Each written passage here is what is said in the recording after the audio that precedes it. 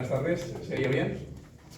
Perdón, el último momento no nos habíamos dado las sillas y eran bajitas y hemos tenido que ir a por otras. Bueno, bienvenidos, muchas gracias por estar aquí en el inicio del curso de Sociedad Civil Navarra.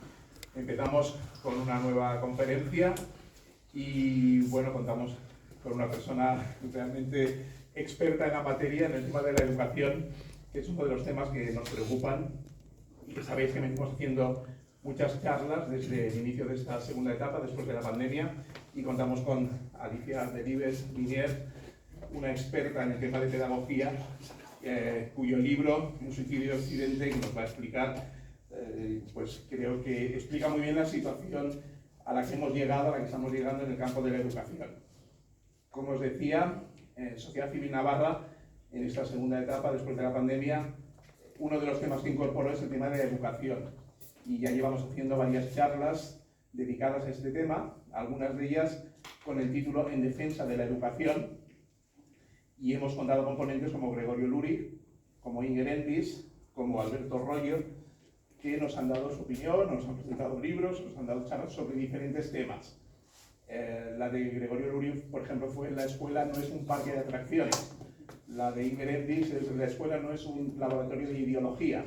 Bueno, aquí vamos a hablar también un poco de ideologías, un poco de la trayectoria de las diferentes ideologías o de los modelos pedagógicos que han ido surgiendo desde la Revolución Francesa, y veremos un poco la evolución y en algunos casos de generación de algunos modelos educativos. Os hago una muy breve introducción a Alicia Delibes, para los que no la conozcáis. Alicia Delibes-Liniers, sobrina del escritor Miguel Delibes, nacida en Madrid, es licenciada en Ciencias Exactas por la Universidad Complutense. Empezó a dar clases al acabar la carrera en el año 72, trabajó en colegios privados y en el Instituto Ramiro de Maeztu de Madrid.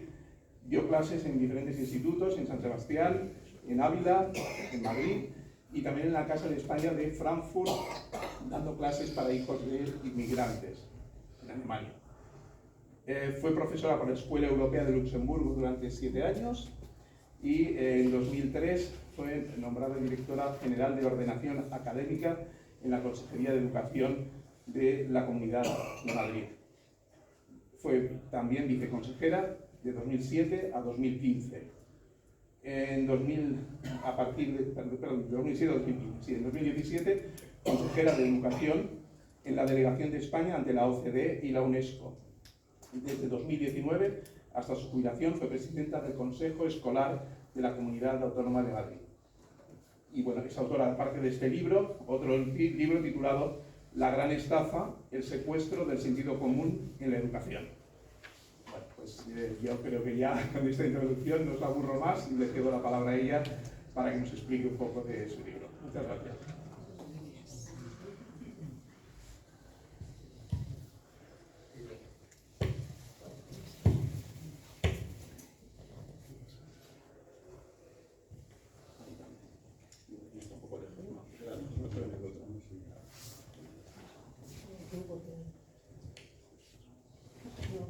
Sí. ¿Sí se oye bien? Sí. No, regular. No, me quería más arriba. Cuello. A ver si aquí. A ver. ¿Pero ahora? Sí. Sí. Bien, pues muy buenas tardes. Muchísimas gracias, Eduardo, por haberme invitado. ¿Se oye bien? No. No.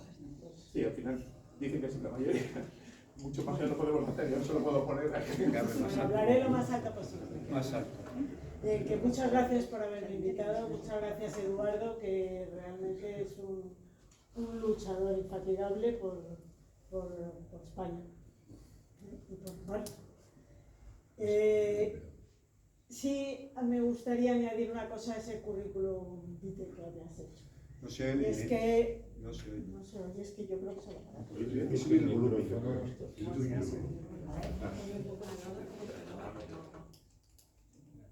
A ver, ¿ahora? Sí. ¿Ahora? Y es que además de esas cosas que él ha dicho, pues yo he sido atleta.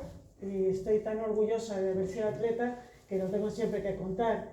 Yo empecé a hacer atletismo en mi último año de carrera y gané el Maratón de Madrid en el año 84. Corrí medio fondo siempre hasta que cuando ya, bueno, pues ya era un poco mayor, pues decidí correr un maratón y entonces ese maratón fui la primera mujer en Madrid, una francesa me ganó. Pero bueno, y luego cuando estuve en la Escuela Europea de Luxemburgo, yo estaba excedente en el Ministerio de Educación, porque fue mi marido el que sacó la plaza en Luxemburgo. Nosotros teníamos 3 hijos y teníamos un poco el compromiso de decir, vamos a pedir siempre las plazas que salgan para el extranjero y al que se lo den, si es necesario, que pida una excedencia. Entonces se dieron a él, que era profesor de lengua y literatura, y yo pedí excedencia. Lo que pasa es que la escuela contrataba profesores para hacer sustituciones o para completar los horarios, y entonces era lo que se llamaba un charge de cours, y yo fui durante esos años, pues tuve siempre clases allí. Estuve dando clases de informática también, que sabía muy poco entonces de informática, ahora menos. Y, sí, porque eran los años en que se estudiaba programación, y entonces yo, por ser de matemáticas, pues los lenguajes de programación en realidad correspondían un poco a nuestra área, ¿no? Entonces ahí me encontraba cómoda. Luego ya, cuando ya no hacía falta lenguajes de programación, pues ya era otra cosa. Y bueno, pues ahí me defendía. Además las clases las daba en francés, mi francés no era excelente, pero bueno, me defendía también.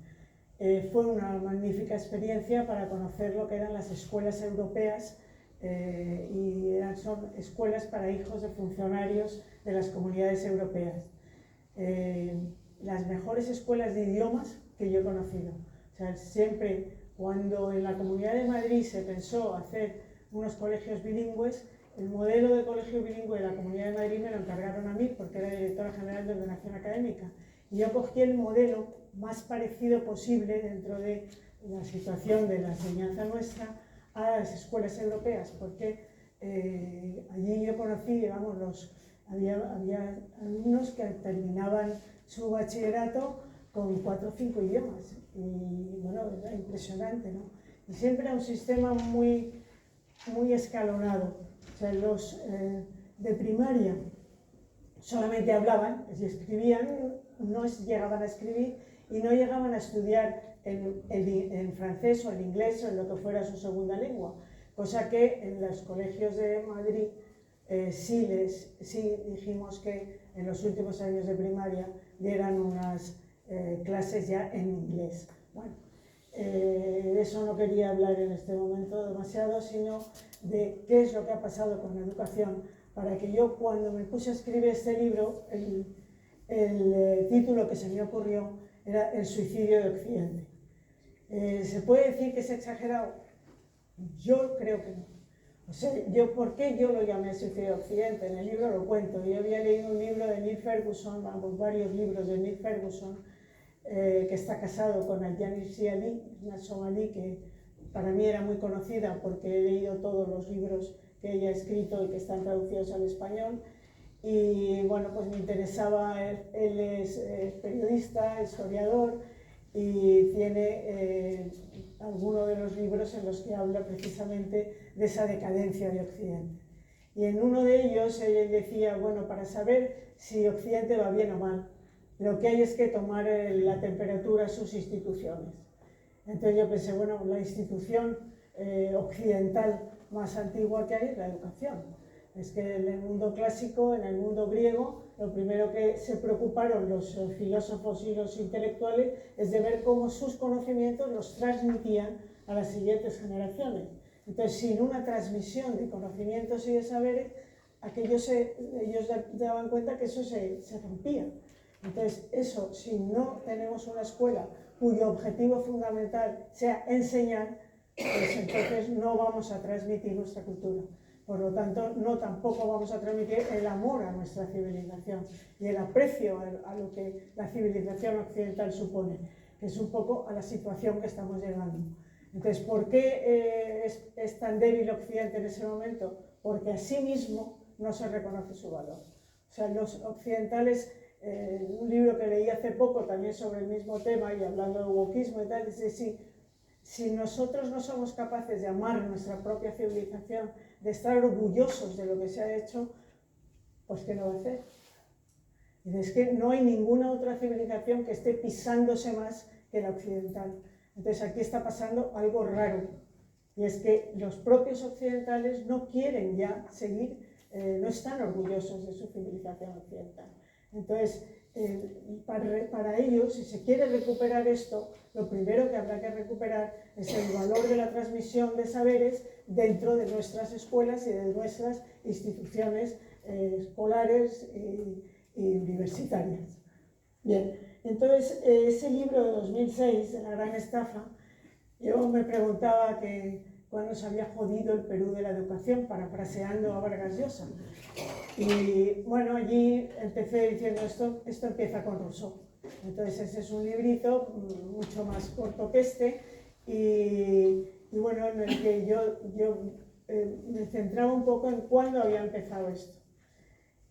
Cuando empieza la pandemia, en el encierro del 2020, yo pensé escribir este libro, que todavía no sabía qué título le iba a dar, recogiendo todas las cosas que yo había leído sobre educación, todos los artículos que yo había escrito sobre educación, en Libertad Digital muchos, pero no todos en Libertad Digital. En la Actualidad Económica escribí varios, tenía muchos artículos y muchos libros leídos. Digo, bueno, yo creo que es el momento de poner en orden todo esto y de construir un libro que no explique cuándo empezó esto, sino que explique cómo se ha llegado hasta esta situación.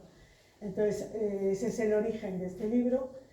Debo decir que tardé mucho en terminarlo, fue en la Navidad de 2023-24, cuando tenía ya el libro terminado, y se lo di a la editorial, a algunas editoriales. Encuentro lo leyó y me dijo que este es un libro magnífico para nosotros, y bueno, se publicó el libro y en marzo estaba en la calle. ¿Qué empiezo yo? Pues yo empiezo el libro con la Revolución Francesa.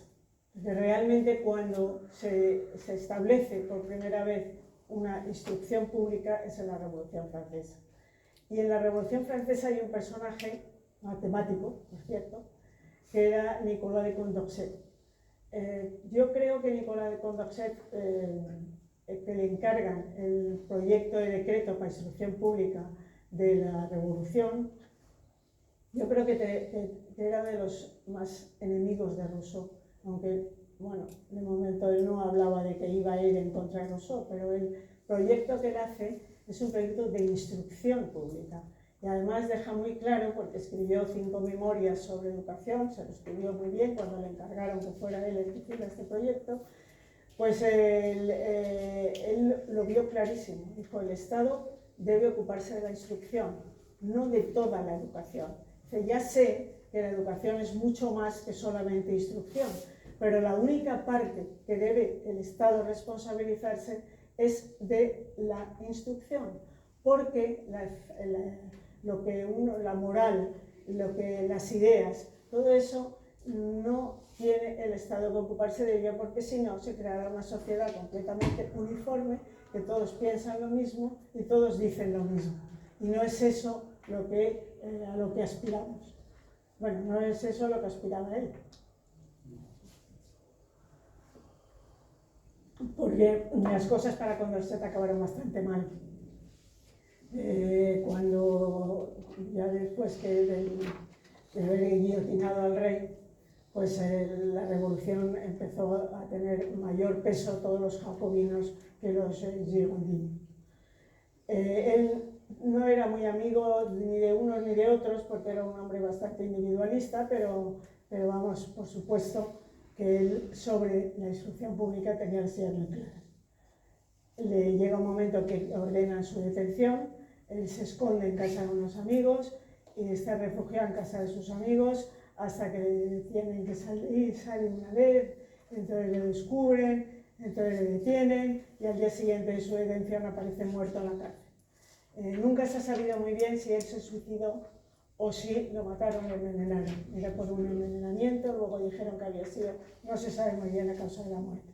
Pero el caso es que Condorcet muere, él lo tenía por aquí apuntado precisamente, el 28 de marzo de 1794, le detienen y al día siguiente aparece muerto.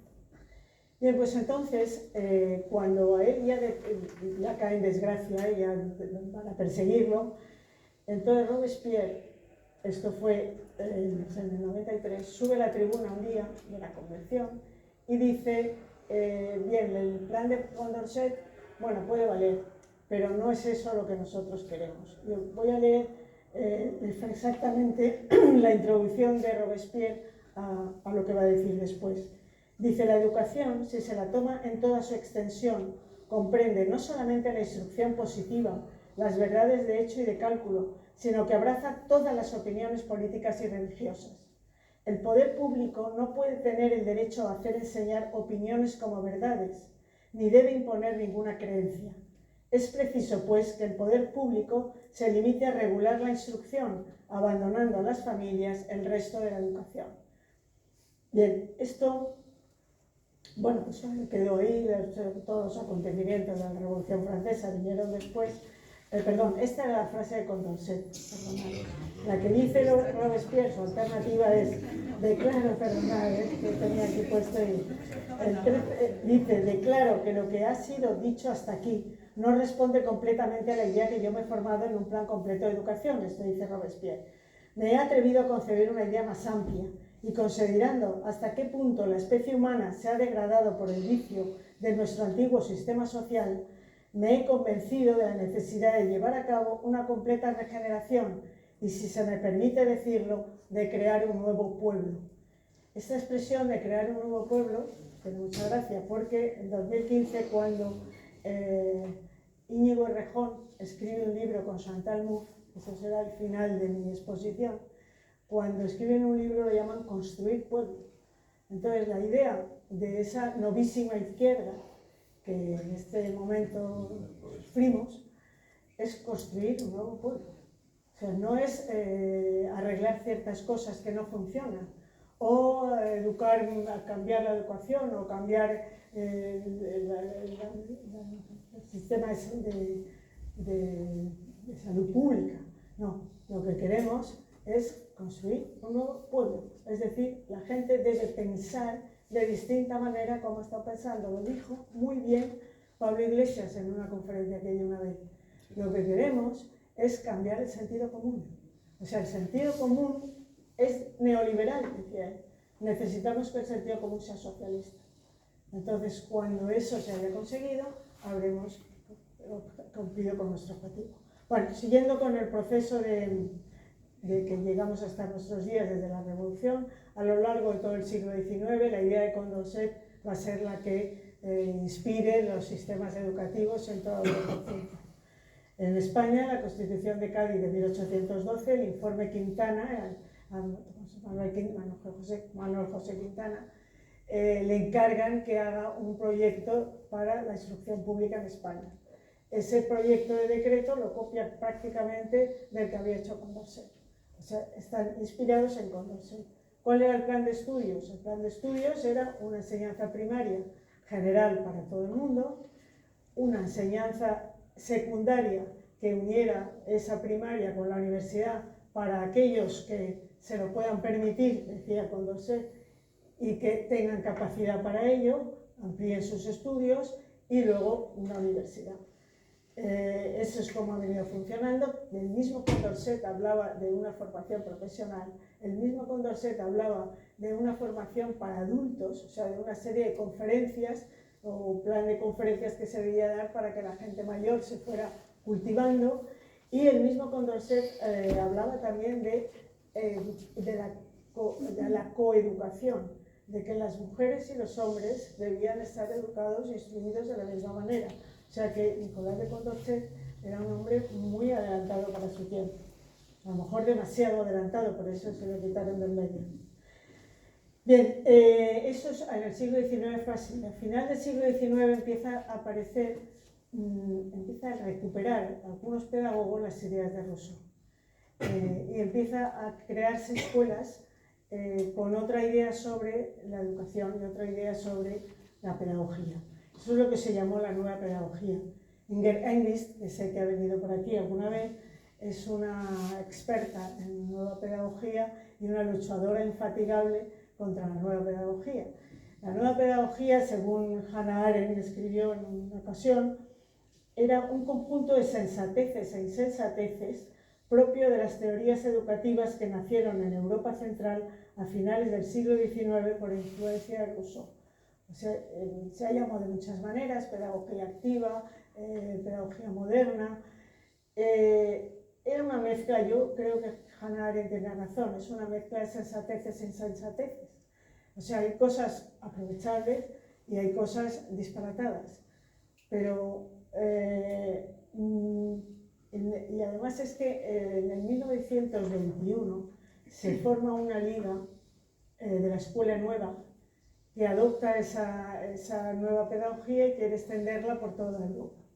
Esto está en Ginebra, donde se crea un instituto Rousseau, y había gente un poco de todo. O sea, Montessori, por ejemplo, María Montessori asistía, John Dewey asistía, hay un Freire, que fue un marxista brasileño, también asistía. O sea, había mucha diferencia de ideologías en esa escuela nueva.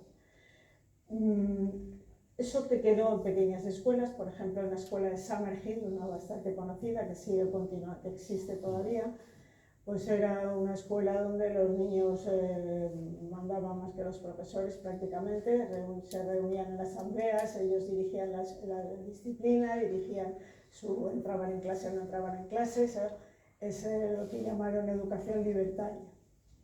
Bien, luego nuestra institución libre de enseñanza también utilizó esa nueva pedagogía. De eso, a mí alguna vez me gustaría hablar con gente que no sea devota de la institución libre de enseñanza, porque hay muchas cosas que criticar en la institución libre de enseñanza. Y sobre todo en un momento dado, en el Congreso del Partido Socialista de 1918, los pedagogos de la ILE, de la Institución Libre de Enseñanza, llevaron una ponencia de educación. En esa ponencia de educación se hablaba de una escuela unificada, o sea, que hasta la universidad todos recibieran la misma educación, y de esa nueva pedagogía. Eso que era propio de estos pedagogos que luego fueron del Partido Comunista, eran socialistas, que luego se pasaron en 1920 con la escisión a los socialistas, a los comunistas. Uno se llamaba Núñez de Arenas y el otro era Luzuriaga.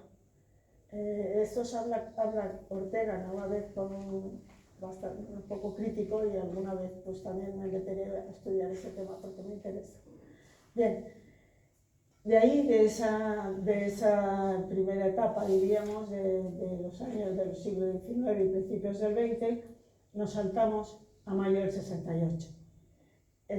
Hannah Arendt, en una conferencia que dio en 1958 en Bremen, en Alemania, hablaba de la crisis de la educación en Estados Unidos. La crisis de la educación en Estados Unidos, según ella, había venido precisamente de esas ideas de la nueva pedagogía y de esa otra idea de democratizar la enseñanza, que consistía en que todos estudiaran lo mismo antes de llegar a la universidad. Esos eran los dos más grandes males de la enseñanza en Estados Unidos, que habían dado lugar a que hubiera una auténtica crisis de la educación. Esto fue en el 58. Este artículo luego se convirtió en un ensayo, esta conferencia, que está publicado y se puede encontrar hasta en internet. Yo lo he bajado varias veces para subrayarlo bien y tal, pero está en un libro de ensayos de Hannah Arendt que se llama Entre el pasado y el futuro, y se llama La crisis de la educación. Ella en ese ensayo, en esa conferencia anterior, decía: ¿por qué he venido yo a Alemania, dijo en 1958, a hablar de la crisis de educación en Estados Unidos? Ustedes se extrañarán, pero es que habiendo estudiado qué es lo que ha ocasionado esta crisis, me he dado cuenta de que esto puede pasar y puede contagiar toda la educación occidental.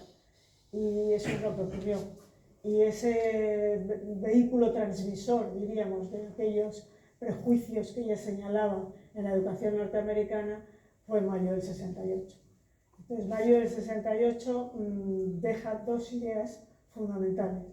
Una, la libertad, de educar en libertad, como educar sin límites, sin poner límites a la educación, como quitar todos los exámenes, eliminar toda selección, esa escuela libertaria tipo Summerhill. Es más, en el año 70, el libro de Summerhill, un libro que se publicó en Estados Unidos un poco antes, se publica en francés con libros Los niños libres de Summerhill, en el 70. Esto lo leyeron prácticamente todos los progres del 68, yo incluido, porque se tradujo al español también luego. Y luego hay otra idea, que es la de la educación democrática, importada también de Estados Unidos. La educación democrática aparece en dos libros. Uno se llamaba Los herederos de Seguitier, que se publicó en 1964 por primera vez, antes del 68. En el 68 se leyó como si fuera una Biblia. Y en el 74 los escritores, que eran Pierre Bourdieu y Passeron, dos sociólogos, escribieron la reproducción. Entonces, ¿cuál era la idea? Pues ellos decían, todos los exámenes demuestran que sacan mejores notas los hijos de familias acomodadas y los hijos de familias instruidas. Por lo tanto, lo que está haciendo este modelo pedagógico, este modelo escolar, es reproducir las diferencias sociales. Entonces, si queremos de verdad una escuela democrática, hay que romper con el sistema tradicional. Romper con el sistema tradicional, lo primero que hicieron fue eliminar absolutamente todos los exámenes del sistema. O sea, ellos negaban el mérito, negaban el esfuerzo, negaban la disciplina, y ese era el modelo ideal, libre de verdad y democrático de verdad, que sale del 68. Estos del 68 políticamente, los grupos que aparecen, como la izquierda que aparece en el 68, no son los comunistas. Los comunistas se sorprendieron tanto como la derecha francesa, de la que se había armado en el mes de mayo del 68. Es más, ellos tenían miedo de perder la superioridad moral, diríamos, de la izquierda en Francia. Había maoístas, había trotskistas, y luego había muchos grupúsculos que les llamaron así en un momento dado, y que eran pues, feministas, defensores del medio ambiente, pues un poco esos grupúsculos que ahora hemos visto convertidos grupúsculos. Se dijo también que los líderes de mayo del 68 decían las 3 M's, eran Marx, Mao y Marcuse. Bien, yo en el libro hablo de la nueva izquierda y hablo de todo eso, y esa es la parte del libro que a mí me costó más hilar. O sea, esa nueva izquierda aparece a final de los 50 y viene de cuando en el año 56 se abren los archivos del Partido Comunista Ruso y se dan cuenta de todas las barbaridades que había hecho Stalin. Entonces esos se cierran un poco en falso y en realidad no se publican, pero la verdad es que aparecen, se filtraron o lo que sea y aparecen. Entonces la izquierda occidental se queda un poco sorprendida diciendo, anda, ¿qué hacemos ahora? Porque no podemos basar toda nuestra sociedad ideal en un señor, en un asesino. Entonces se buscan alternativas. Una fue buscar la alternativa de Mao y otra es pues elaborar una nueva idea, esta vez basada en Gramsci y su hegemonía cultural. Gramsci había muerto en el 37, me parece, pero había dejado escritos los cuadernos de la cárcel y algunos documentos más. Y entonces, bueno, estudiaron a Gramsci. La idea de Gramsci que era, pues no hay que ser un animal, no hay que ser un asesino, no hay que hacer bestia. Lo que hay que hacer es extender una hegemonía del pensamiento socialista a través de la escuela, los medios de comunicación y la iglesia, infiltrándose en estas tres instituciones, pues acabaremos creando un nuevo pueblo, es la idea. Bien, eso es antes del 68, o sea que el 68 la nueva izquierda pues un poco va como casi detrás. Bien, y en esa nueva izquierda hay un personaje que a mí me interesa sobre todo, que está en Inglaterra. La New Left inglesa tiene ahí un Eric Hobsbawm, si lo digo bien, es un historiador inglés que murió hace relativamente poco y que ha sido marxista durante toda su vida, stalinista durante toda su vida, y ni el discurso de Khrushchev para defender su sistema, ni los tanques rusos que entraron en Budapest en el 56, ni el triste final de la primavera de Praga consiguieron que él se desviara un ápice de sus creencias comunistas. Entonces, este personaje tiene mucho interés en lo que está pasando ahora, porque, y esto es la parte del libro que para mí más interesante porque me ha enseñado muchas cosas. Este inglés conoció a Ernesto Laclau en el año 69, creo, según lo que he podido encontrar, en Buenos Aires. Ernesto Laclau era un historiador y político argentino. Entonces le gustó mucho, debió tener una intervención en algo que fuera tal, y a Hobsbawm le interesó mucho lo que él decía. Y le convenció para que se fuera a Inglaterra y se doctorara allí y se instalara su vida allí. Y eso es lo que hizo Ernesto Laclau. Ernesto Laclau marchó a Inglaterra, estuvo metido en ese grupo de estudiantes del marxismo de Hobsbawm, y en el año 1985 aparece un libro que se llama Hegemonía y Estrategia Socialista, de Ernesto Laclau y la que era su compañera, que también conoció en la Universidad de Essex, que es donde ellos trabajaban, que se llama Chantal Mouffe. Este libro, Hegemonía y Estrategia Socialista, explica qué es lo que hay que hacer para crear realmente un nuevo marxismo. O sea, dicen que es el post-marxismo, no porque vaya a estar ya lejos del marxismo, sino porque va a ser una nueva interpretación del marxismo. La clase obrera no responde ya a la lucha de clases, porque lo único que quieren es ser burgueses como los demás. Y entonces recurren, y lo explican en el libro, a todos esos grupúsculos de mayo del 68, de feministas, de ecologistas, de tal, y forman toda una teoría nueva, neocomunista o neomarxista, como se quiera llamar, que tiene que ser capaz de derrotar al neoliberalismo en los años 80, cuando entre Reagan y Thatcher parecía que resucitaban unas ideas liberales. Entonces se ponen muy nerviosos porque el liberalismo siempre ha sido el principal enemigo del socialismo, y entonces dicen, con esto hay que acabar, tenemos que ganar esta batalla y vamos a sacar, a exprimir las ideas de Gramsci, vuelven a recoger a Gramsci, y con estos grupos vamos a ir formando grupos victimistas, o sea, grupos sociales que se sientan oprimidos por una sociedad liberal y burguesa.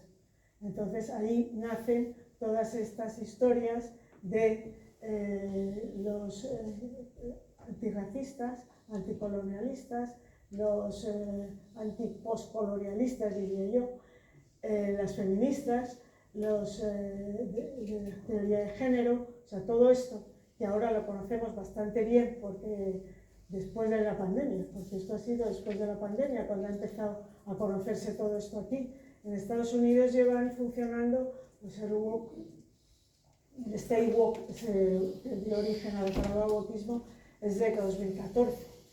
Entonces esto empieza a comerse prácticamente toda la ideología en las universidades norteamericanas, y curiosamente va de Europa a Estados Unidos otra vez, y de Estados Unidos vuelve a Europa, y vuelve a Europa convirtiéndose en una especie de dogma de fe que se llama wokismo, y que en España había sido introducido no por estas ideas woke, sino por el que se llamó socialismo del siglo XXI, que venía de Hugo Chávez y la Revolución Bolivariana. Y nuestros podemitas, que muchos de ellos, alguno de ellos, pues se formó allí, se formó en Venezuela. Entonces, esta conexión, ese socialismo del siglo XXI de los llamados populistas de izquierdas y ese wokismo norteamericano, es el que más me costó a mí entender que tenía que ver una cosa con la otra. Entonces, hay un libro de Douglas Murray, en inglés, nacido en el año 49, es bastante joven, y se llama, ¿cómo se llama este libro? La masa enfurecida, es la traducción en español. Entonces, él me dio la pista, porque dice, el origen de todo esto, los cimientos de este wokismo, se fueron puestos por la Claudia Mouffe en su libro Hegemonía y Estrategia Socialista. Y dije, ya aquí está la conexión. O sea, ese post-marxismo de la Clau del año 85, ese invento, ese libro, la Clau murió en España, murió en Sevilla en el año 2014. Entonces, la Clau venía por aquí. Y lo que pasa es que no nos habíamos enterado. Pero daba muchas conferencias en España. Nunca he sabido ni cuántas, ni quién lo traía. Me pregunto a veces, ¿pero quién me invitaba? Me decía, pues sería la embajada argentina, pues sería la embajada de Venezuela, pues sería, no se sabía. Laclau fue asesor de Hugo Chávez. Entonces, este es un personaje clave en toda la historia de la novísima izquierda que tenemos ahora, porque une las dos cosas. Y bueno, pues el libro La masa enfurecida, yo lo recomiendo, el que no sepa muy bien de dónde viene todo esto. El libro se escribió en el 2019 y en el 20 me parece que es la edición española.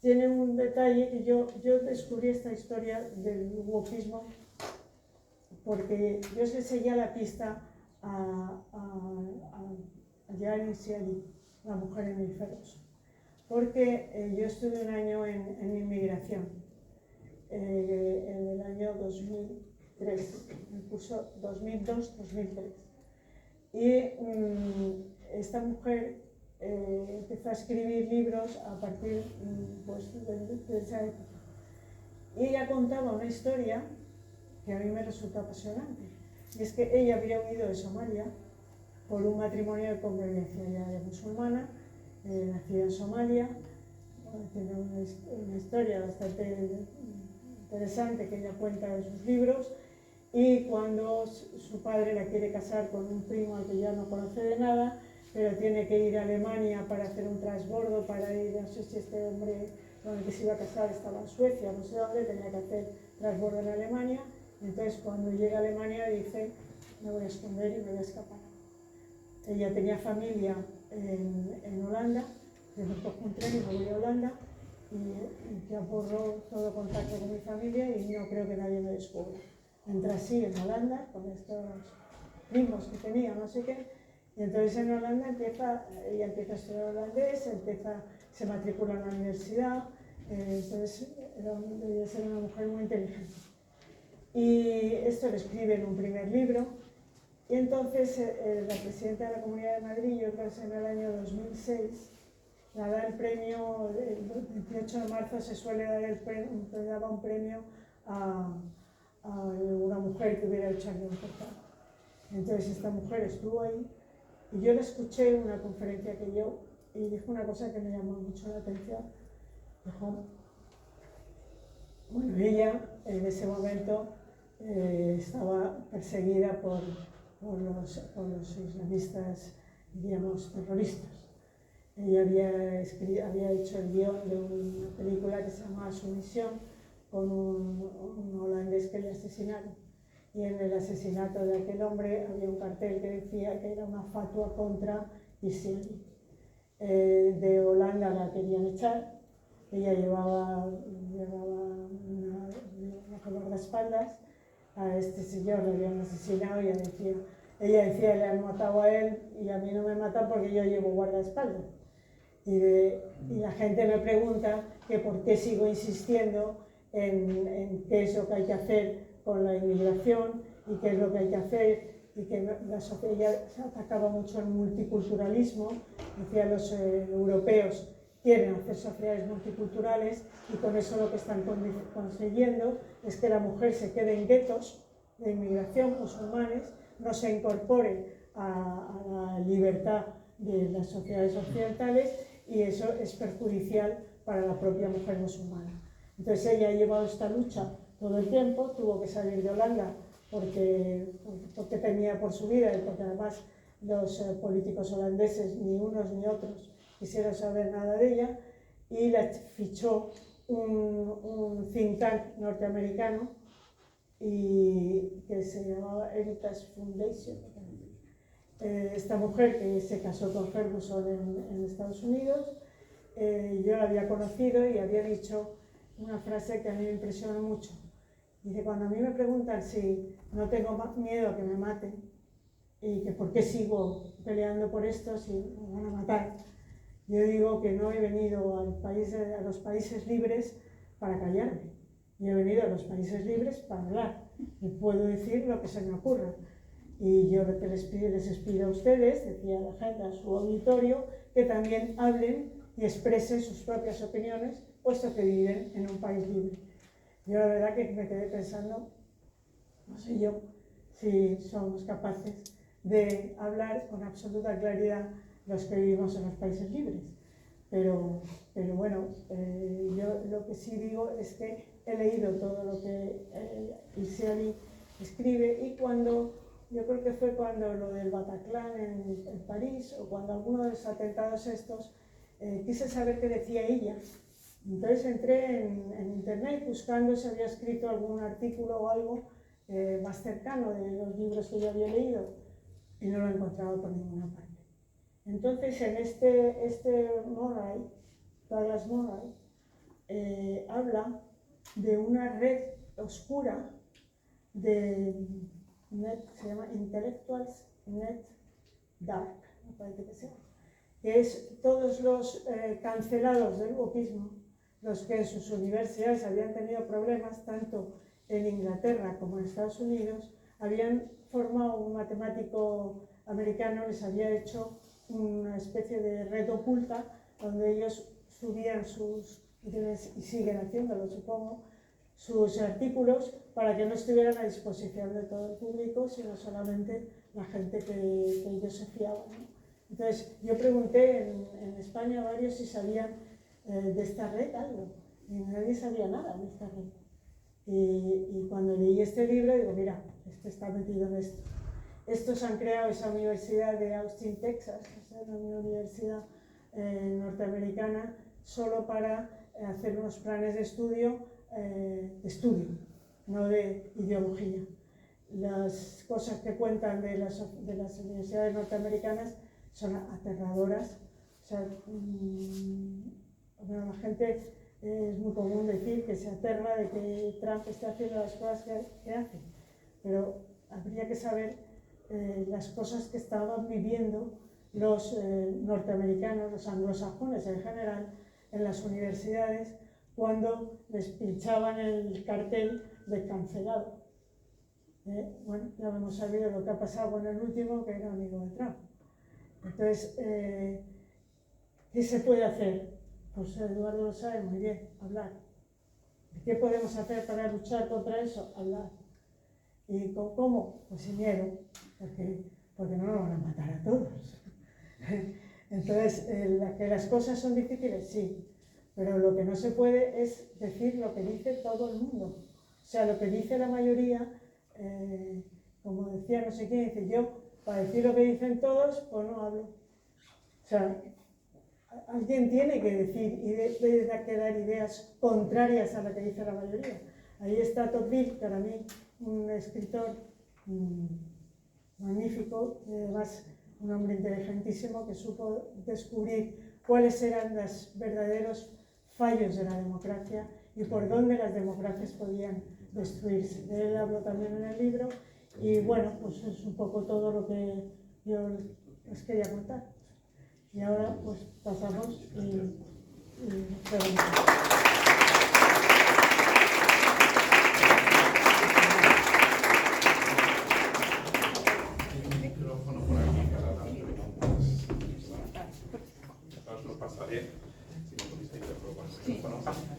Antes de, para romper un poco, ¿se me oye bien? ¿Se oye bien? Sí. Para romper un poco el hielo, para romper un poco el hielo, para que podáis preguntar, quería comentar alguna cuestión, curiosidad del libro que he leído y que me ha parecido curiosa. Por ejemplo, el Condorcet dice que estudió en el Colegio de Navarra, en el año 1754, esto para los navarros nos interesa, ¿no? Un colegio creado en el año 1304, gracias a la reina Juana I de Navarra, esposa de Felipe IV de Francia, que legó un palacete para que se estableciera allí un colegio destinado inicialmente a acoger estudiantes de Navarra, su reino, pero que acogió estudiantes franceses de diversas regiones. Una curiosidad de Condorcet, el colegio de Navarra. Está filmando un poco, voy a intentar. Si se me oye bien, si me oís bien, si hablo así directamente. Bueno, si no, no puedes responder tú. Bueno, es una curiosidad. Bueno, yo creo que el libro es muy interesante y bueno, pues en el libro vas hablando sobre todos estos cambios en la pedagogía que han ido pues cambiando, o sea, eliminando lo que es el conocimiento, quitando valor a lo que es la transmisión del saber, el conocimiento, quitando la autoridad a los profesores y a los padres, eliminando lo que es la disciplina, eliminando lo que es la memoria, como dejándolo algo poco importante, porque la información la tenemos a un clic, te dicen, ¿no? Pero tantas veces creo que recordar las cosas y saberlas es fundamental, ¿no? La atención, el esfuerzo, la derrota de la voluntad, no siempre hacer lo que uno quiere, sino que saber derrotar la voluntad, ¿no? Todas estas cosas. A mí hay una cosa que me preocupa más que todas, que es el tema de la promoción social, porque yo creo que ese grupo, a lo mejor bien intencionado, vamos a ponerlo así, de que quieren pues conseguir que todo el mundo sea igual, lo que están haciendo prácticamente es perjudicar a las clases sociales que tienen menos recursos. Es decir, antes, mediante el esfuerzo y el mérito, se podía lograr ascender, un ascenso social. Y precisamente eso se lo carga la nueva pedagogía. Y me ha gustado mucho leer cosas sobre Tony Blair, sobre su interés en que los alumnos consiguieran ascender socialmente gracias a la educación, como consiguió, poniendo como ejemplo a su padre, por ejemplo, ¿no? Me gustaría que nos hablaras un poco de eso, porque para mí es un punto fundamental. No existe el ascensor social. Si la educación es un desastre, los que lo van a tener peor serán los que no puedan acudir más que a la educación pública. ¿Cómo lo ves ese tema? A ver, ellos, cuando se habla de este tema, o sea, el modelo de escuela única de los socialistas arranca de ese congreso del 18. Y ellos, bueno, parte de ellos, pensaban que se podría subir el nivel todo a la vez. Entonces, con una buena pedagogía, todos irían ascendiendo hasta, bueno, algo que es completamente absurdo, porque es como si a un saltador de altura decidieran que el listón tiene que estar siempre a la misma altura, pues, y luego lo vamos subiendo poco a poco y todos lo saltan. Todos los que hayan visto algún campeonato de salto de altura saben que según se va subiendo el listón se van eliminando gente que no puede subirlo. Entonces, eso es natural. Entonces, ¿qué es lo que han conseguido? Pues lo que han conseguido es nivelar en lo bajo. Pero además es que cada vez que había dificultad con alguna asignatura, lo que se hacía es suprimir esa asignatura. Por ejemplo, el latín. El latín, en mi tiempo, se empezaba en tercero de bachillerato, que teníamos 12-13 años. Si eso lo hubiéramos llevado al sistema de enseñanza secundaria obligatoria hasta los 16, pues correspondía a la enseñanza secundaria obligatoria a empezar el latín. El latín ha desaparecido de la enseñanza secundaria obligatoria. Pero no solo en España, por eso yo digo que esto es todo Occidente, es que en Francia pasa lo mismo. La última batalla que tuvieron con el latín es que la habían puesto como optativa en el colegio, que es la secundaria obligatoria, y los socialistas dijeron que había que quitarla porque si había unos que aprendían latín y otros que no aprendían latín, estabas creando diferencias sociales. Entonces, si tú quieres que no haya ninguna diferencia social y dices que es el desarrollo intelectual y el esfuerzo intelectual el que crea esas diferencias sociales, una vez que tú has conseguido que ya no haya condes y esclavos de los condes, entonces, ¿qué pasa? Pues que ese nivel intelectual lo que hace es bajar. Entonces, una cosa que es bastante interesante, de la que se habla mucho ahora, pues habla de la memoria y de la inteligencia artificial. Yo he oído en reuniones cuando estaba de viceconsejera, he escuchado la frase ¿para qué vamos a preocuparnos de los currículos si tenemos al maestro Google? O sea, el que una persona aprenda cosas va a enriquecer su personalidad.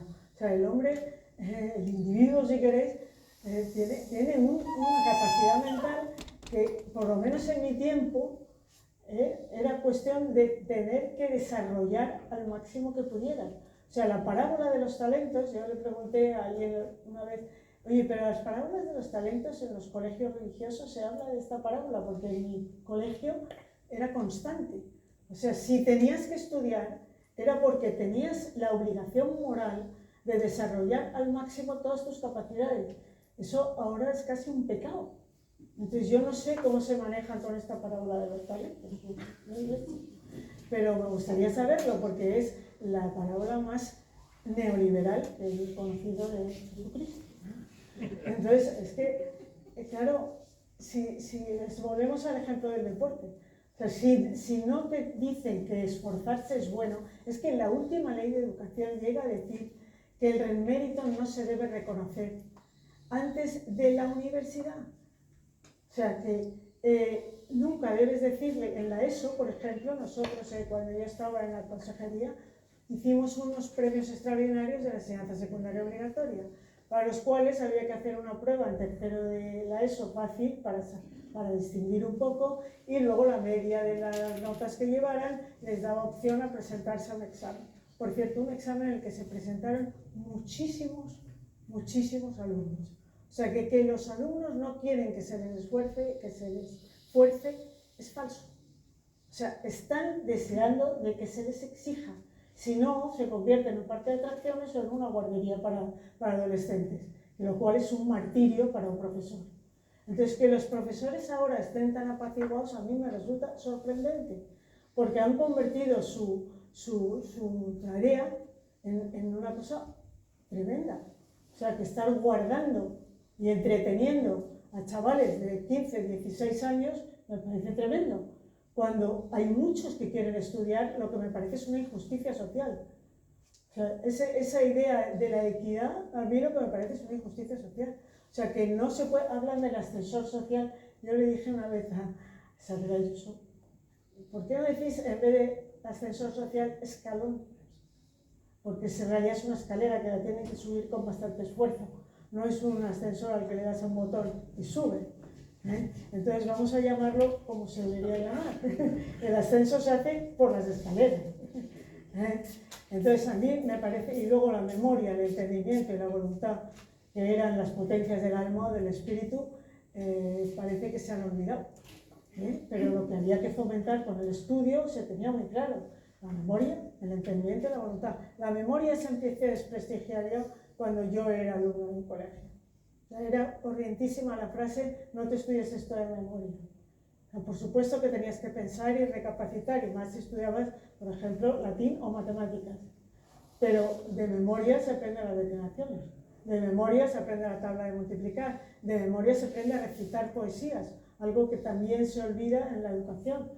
Que tenían los niños que son analfabetos y todavía no saben ni leer ni escribir, pueden aprender muchas poesías.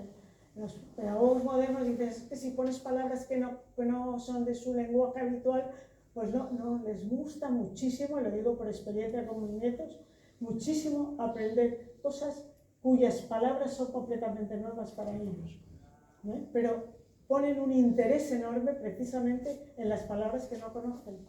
Entonces, no hay mejor manera de ampliar un vocabulario con niños que enseñarles a recitar. Y les encanta, y se aprenden las cosas y además lo tienen para toda la vida. ¿No? Sí, me parece. Bueno, vamos, tenemos una pregunta. Sí. Vamos al micrófono. Y al final.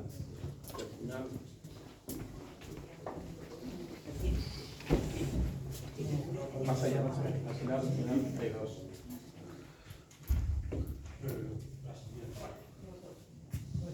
Voy a intentar ser rápido, perdón que me tenía que salir con mi hija. Un minuto. ¿Me oyes? Es que tienes demasiado cerca, yo creo. ¿Ahora me oyes mejor? Sí. ¿Así bien? Sí, a ver. Sí. Bueno, que veo que estabais hablando de memorizar y tal. Yo soy de Estados Unidos. Yo soy producto de todo lo que tu libro habla de. Y el catástrofe de la educación en Estados Unidos, yo soy producto de eso. No sé si me oyes. Sí. Me está mirando con cara de- Es americana y es producto de la catástrofe. Yo voy repitiendo, es que se me tumba un poco y cuesta entender. Igual prueba sin el micrófono en voz alta a ver si te oímos bien. Intentadlo. Bueno, Gracias. que yo he nacido y crecido en Estados Unidos y quería decir que todo lo que dices yo he vivido lástimamente, o sea, es muy triste, pero es así, y ahora lo han exportado todo ese sistema educativo aquí, que ahora se enseña por, ¿cómo se llaman?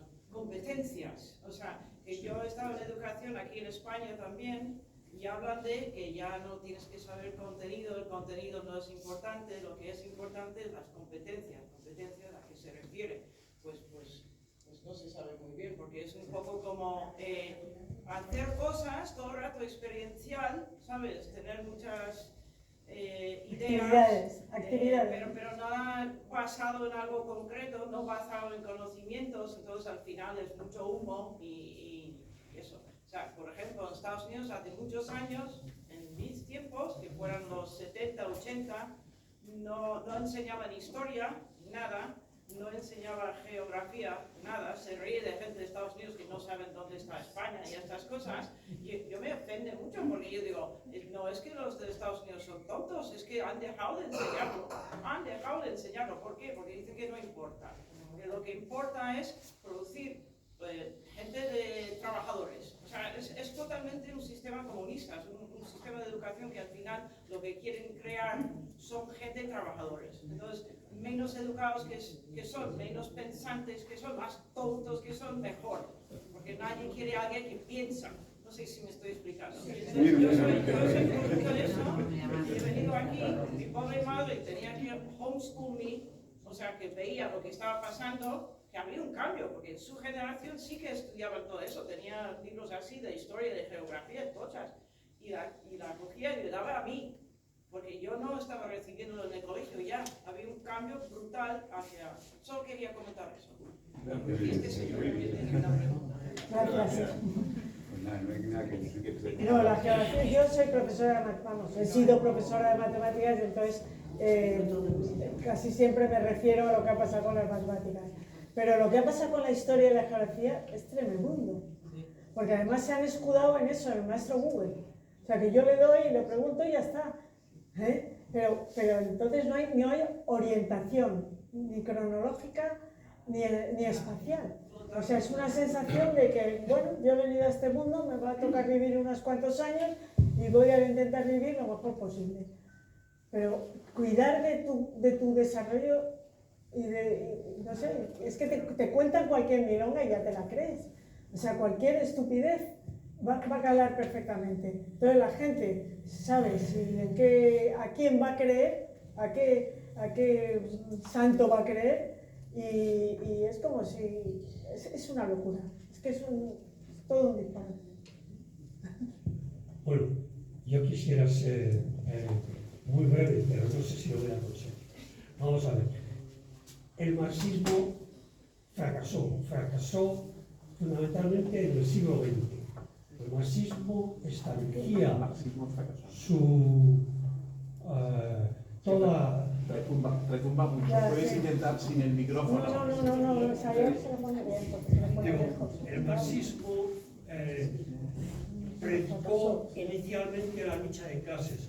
La lucha de clases ha sido un fracaso total y absoluto porque en el siglo XX se ha demostrado que donde mejor vive todo el mundo es en los países capitalistas. El capitalismo ha demostrado prácticamente, no es una cuestión de ideología, es una cuestión de hechos demostrados.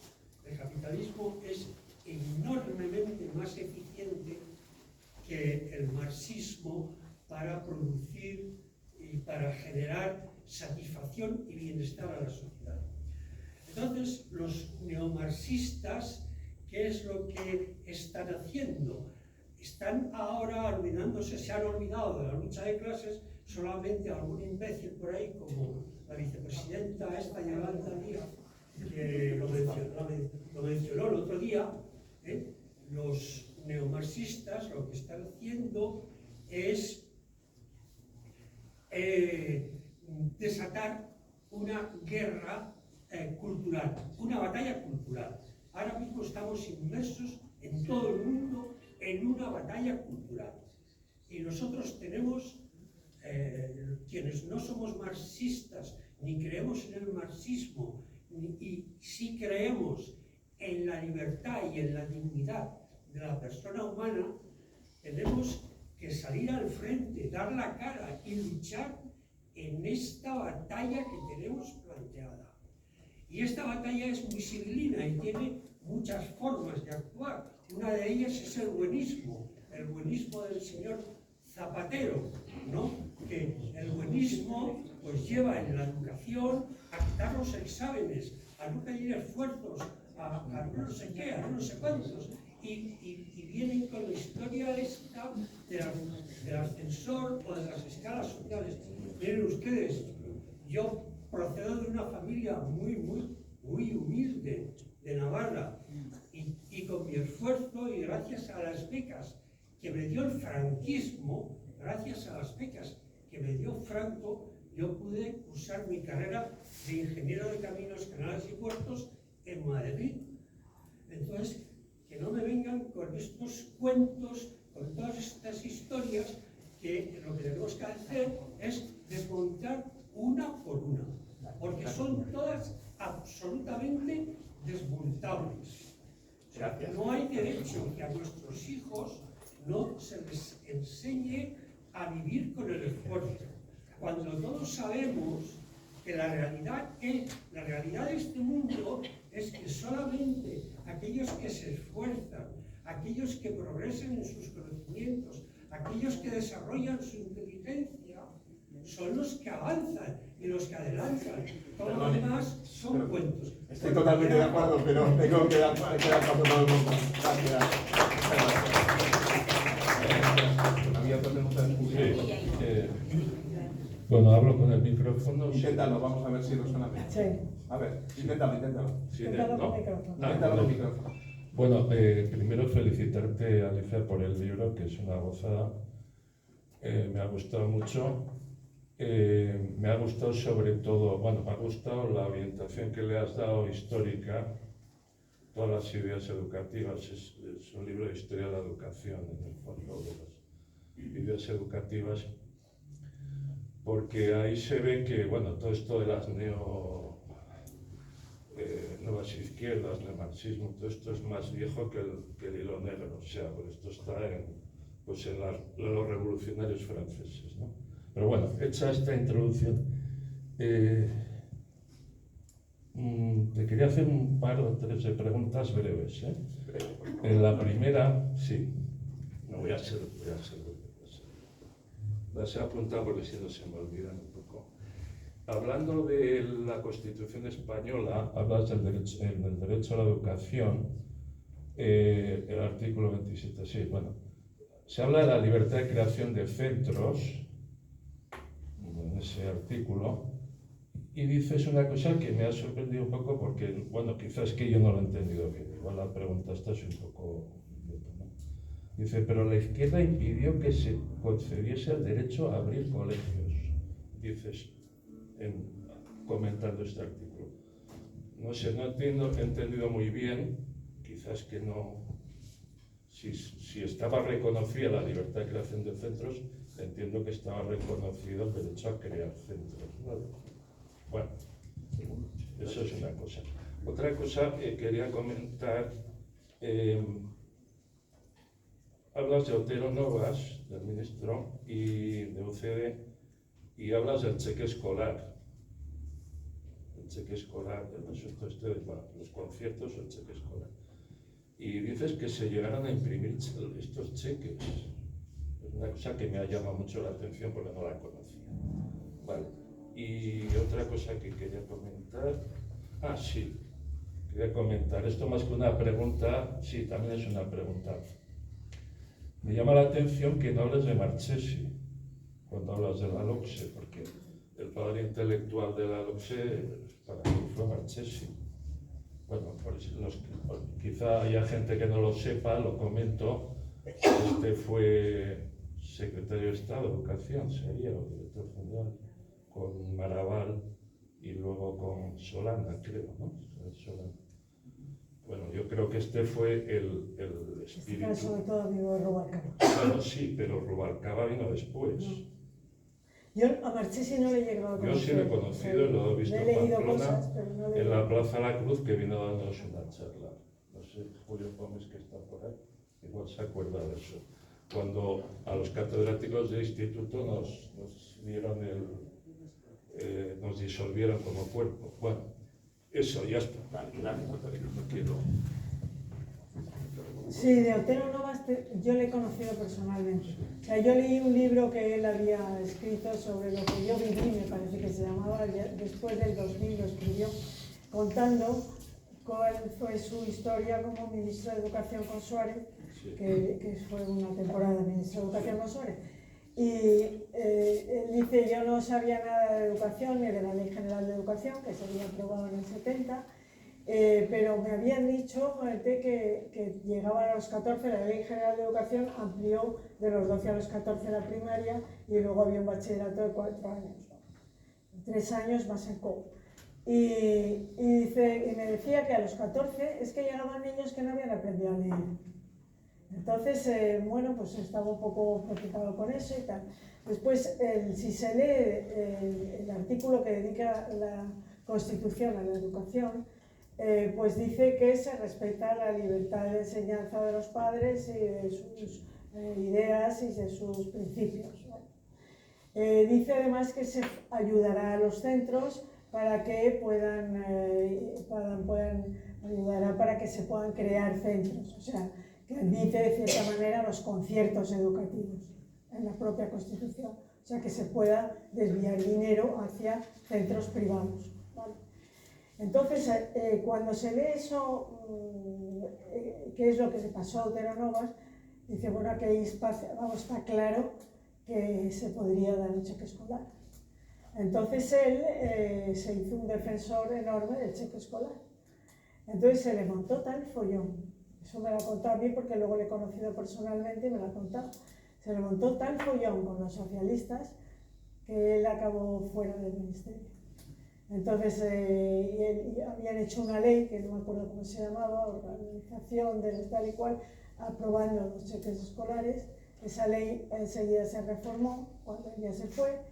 Y él me ha dicho a mí, porque yo le he oído decir esto, si llegamos a confeccionar los cheques escolares que a lo mejor están en algún sitio por el ministerio. O sea, él tenía idea de ese cheque escolar. El cheque escolar lo han aprobado en Suecia. Inger no es muy partidaria, os lo tengo que decir, porque dice que la nueva pedagogía sigue en pie y sigue funcionando y sigue teniendo muchísimos adeptos, a pesar de que hay cheque escolar. Pero bueno, del cheque escolar sueco ya me contó que el dinero se envía a través de los ayuntamientos a los centros escolares y que se envía tanto dinero para que como alumnos tenga el colegio. y que el dinero se calcula, la cantidad del cheque, por lo que un alumno cuesta en la enseñanza pública. Y bueno, pues así es como está funcionando. Por otro lado, bien, es verdad que a lo mejor la nueva pedagogía con eso no la has eliminado, pero lo que sí creo es que los padres tienen mayor capacidad para elegir el colegio que quieren para sus hijos. Esta historia que nos ha pasado ahora con Pablo Iglesias, que ha levantado tanto revuelo porque sus hijos resulta que van a la privada, a mí no me ha chocado. A mí no me ha chocado mucho que vaya a la privada, porque yo no sé muy bien cuál era su colegio público. Dice que era un colegio público con pedagogía alternativa. Habrá que ver un colegio público con pedagogía alternativa qué hace, porque probablemente, como habéis dicho por ahí, pues es entretener a la gente y actividades múltiples, pero que no aprendan nada. Yo no creo que Pablo Iglesias quiera que sus hijos no aprendan nada. No lo creo. Por eso se ha llevado eso. Entonces, por supuesto que él quiere elegir la ideología de sus hijos. Entonces, él quiere elegir su colegio. Y lo único que dice es, como me dijo a mí un amigo mío que era de comisiones obreras entonces, dice, mira que experimentos con gaseosa, pero no con nuestros hijos. Entonces, yo le entiendo. Pero bueno, eso es lo que está pasando. Es que lo que está pasando en Francia, por ejemplo, es que cada vez hay más padres que eligen centros privados mantenidos por el Estado, o sea, concertados, que la enseñanza pública. Entonces, no sé cómo va a acabar esto. Se acabará diciendo que entonces terminamos con los concertados o concertamos más. No sé. Hacer lo que yo diga, pero no hagáis lo que yo haga. Claro, pero a mí me pasaba con mis compañeros de profesores. O sea, mis compañeros profesores casi siempre tenían sus hijos en colegios concertados, no en colegios privados, y eran defensores a ultranza de la enseñanza pública. O sea que es que hay una incoherencia ahí bastante grande. Yo que sabéis que vengo de Cataluña, gente que defiende tanto la inmersión lingüística obligatoria en catalán sin clases de castellano, como el señor Mas, llevaba a su hijo al colegio Aula, que es trilingüe, y el señor Montilla, que pedía también la inmersión para todos, ya que sus hijos lo llevaban al colegio alemán. Y su mujer decía, es una pena, no aprenden mucho de alemán, pero salen como con una carrera sabiendo alemán. Entonces decía Montilla. Por ejemplo, perdón, Julio, que era tu... Bien. Nada, yo una sola pregunta, no voy a hacer reflexión, no voy a castigar. Entonces es la siguiente. Yo acabo de leer hace unos meses un libro que es Del mayo del 68, la cultura woke. Que un poquito yo creo que prolonga tu libro, y tú lo has dicho, pero yo quisiera, en Estados Unidos, afortunadamente, la cultura de la cancelación ya parece que está ya en reversión, o sea, que está ya volviendo, ¿no? Pero sin embargo a mí me parece que la cultura woke en Europa sigue creciendo. Yo quisiera que este sea el gran peligro que tenemos nosotros y los niños incluso. Extiéndete un poquito por eso, esa es mi pregunta, no hago reflexión. La pregunta Está exactamente. creciendo. La pregunta de la Está creciendo. Está creciendo el motivo. Que está creciendo, sí, pero que lo expliques un poco el riesgo. En Europa ha llegado después de Estados Unidos. En Estados Unidos, cuando Murray dice que cuando comienza esto con la manifestación, ese de cuando los policías mataron a un negro en una manifestación, no sé cómo es la historia, la frase era "stay woke", o sea, despertemos. Los franceses utilizan el verbo réveiller, levantaros. O sea, es como el indignados de la Plaza del Sol. O sea, es espabila, date cuenta de lo que está pasando. La sociedad opresora está en contra es racista, está en contra de los LGTBI, está en contra de las mujeres, no defiende a las mujeres. Luego vemos lo que pasa en la práctica, pero Andrés Bay ha señalado que el marxismo ha desaparecido. Yo nunca puedo entender por qué siempre quieren decir que son marxistas. Porque, bueno, yo he leído una biografía de Marx que era bastante interesante, ya no me acuerdo demasiado, pero no era un personaje tan impresionante como para que, yo no sé por qué el gran éxito de Marx, que tengan que seguir siendo que son marxistas, pero realmente esto que han inventado poco tenía que ver con Marx, que lo que quería hacer era la revolución del proletariado y que además decía que necesitamos a la burguesía porque esto irá evolucionando hasta que llegue un momento que sean los obreros los que dominen en la sociedad.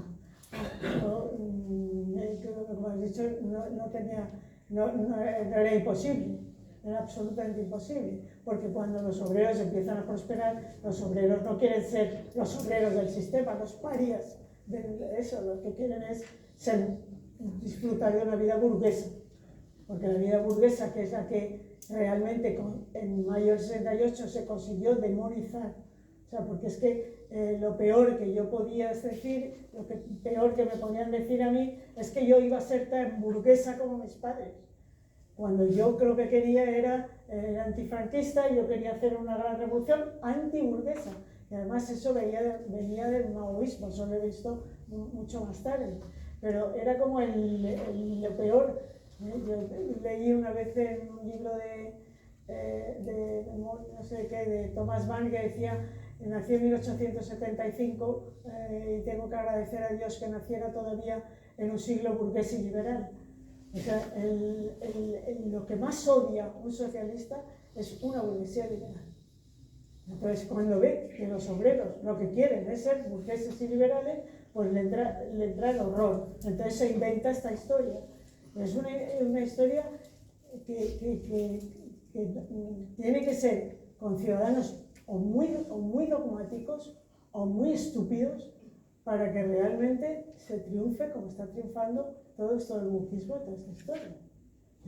Pero claro, ya hay muchas quejas. Yo es que como no estoy en activo en la educación ahora, no sé lo que está pasando, pero lo que está pasando a veces sale en los periódicos y es padres que dicen que a mi niño de 10 años le están diciendo que si quiere ser niña, que no tiene más que pedirlo. O sea, que son cosas atroces. Entonces yo tampoco entiendo cómo los padres no se plantean de verdad decir: oye, hasta aquí hemos llegado.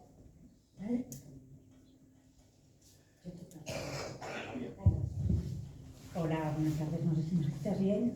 Bueno, lo primero, gracias por venir y por la charla tan interesante. Y yo trayendo, pues es un poco la educación al día de hoy. ¿Qué opinas de la educación diferenciada por sexos y el empeño que tiene el Estado ahora de que no sean ya diferenciados, de que sean todos conjuntos? Ya, sobre eso, gracias.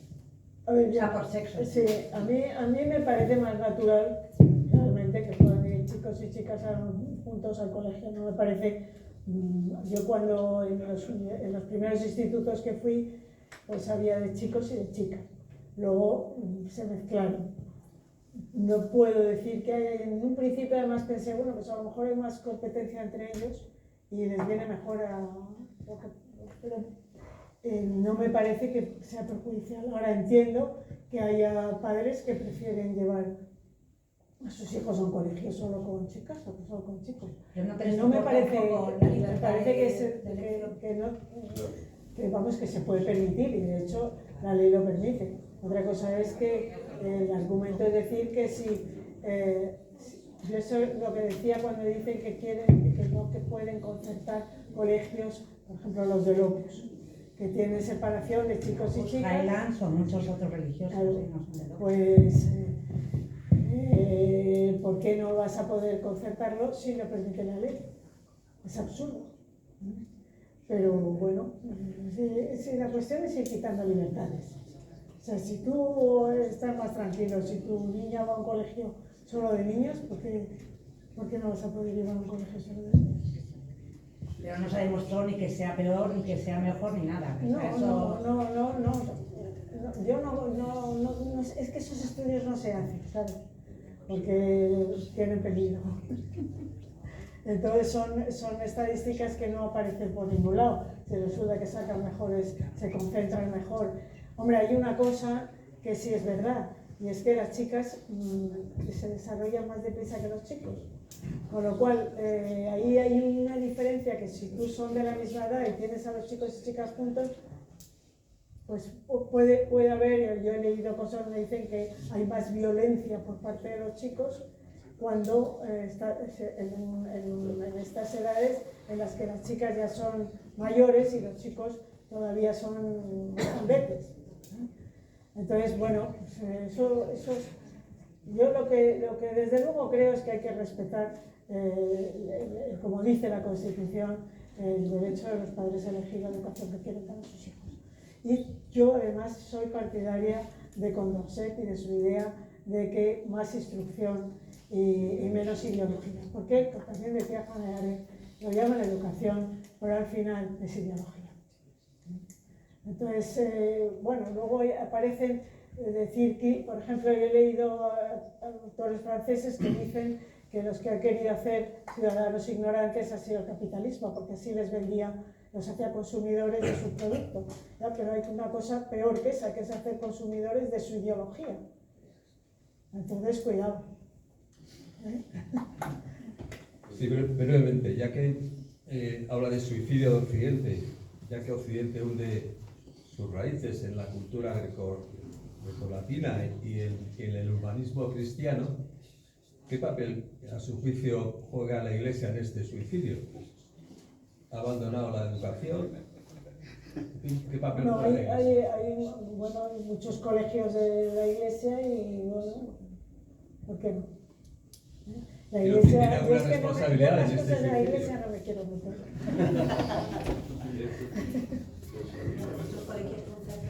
Pero bueno, te puedo decir que los colegios religiosos concertados, o sea, con subvención del Estado, franceses, cada vez tienen más solicitudes. Y tienen más solicitudes posiblemente por el problema que tiene con el Islam Francia en este momento, que es el que tendremos nosotros dentro de nada.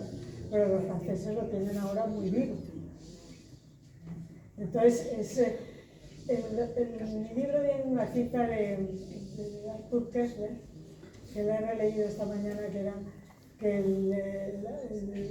el comunismo lo que quería era agudizar las contradicciones internas del capitalismo y que para eso había que aprovechar todas las instituciones para infiltrarse, con la teoría de Gramsci. Entonces, ¿se han agudizado las contradicciones internas del capitalismo? Bueno, no lo sé. Lo que sí yo veo es que se han agudizado las contradicciones internas del liberalismo.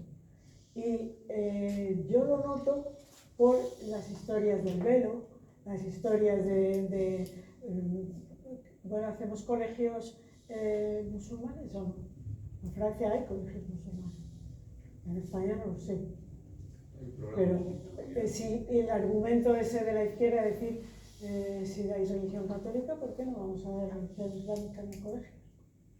Entonces, es un problema tan difícil de resolver que yo entiendo que eso lo que agudiza es una contradicción interna del propio liberalismo.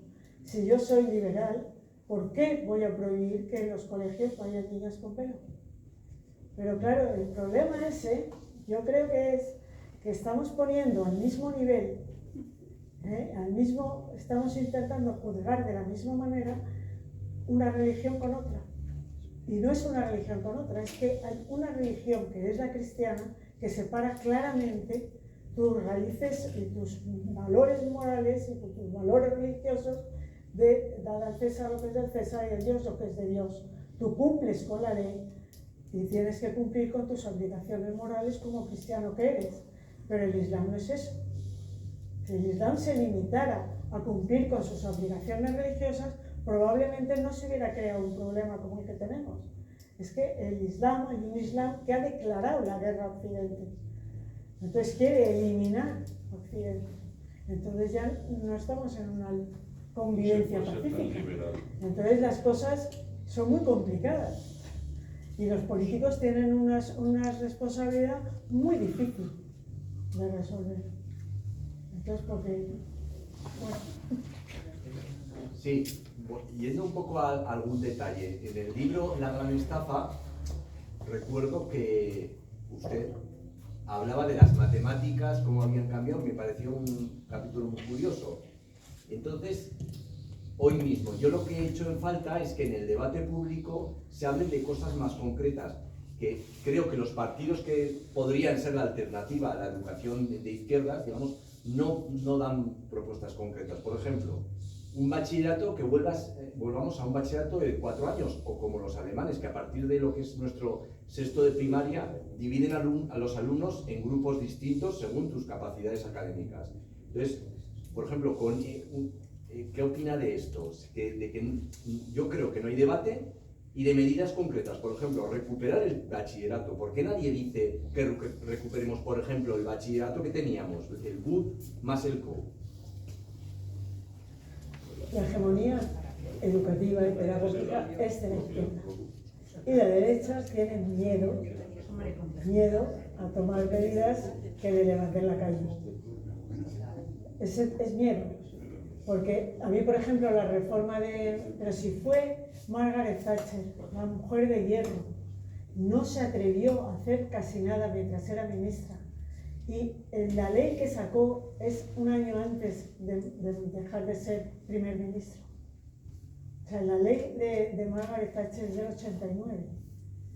Entonces, gracias a que Tony Blair hizo suya la ley de Thatcher, se llevó adelante esa que hacen eso. En la ley de Thatcher lo que hace es arreglar esa estructura del sistema, como suele decir, del sistema comprensivo, que era el sistema de la escuela única hasta la universidad. Cada 2 años los niños pasan una prueba para saber si han aprovechado tiempo en esos 2 años. Según los resultados se hacen los grupos del curso siguiente. Entonces hay siempre cursos que van recuperando lo que han hecho en el anterior. Entonces eso lo han mantenido. Entonces resulta que Inglaterra, que empezó en PISA bastante mal, yo creo que ni siquiera participó los primeros años, yo creo que no tenían miedo de salir mal, van ahora bastante bien, están por arriba. El primer ministro portugués, Nuno Crato, un hombre que no era ni muy socialista ni muy de derechas, o sea, un hombre independiente, podría decir. Yo le escuché una conferencia y en sus años que estuvo lo único que hizo pues un currículo claro y poner exámenes.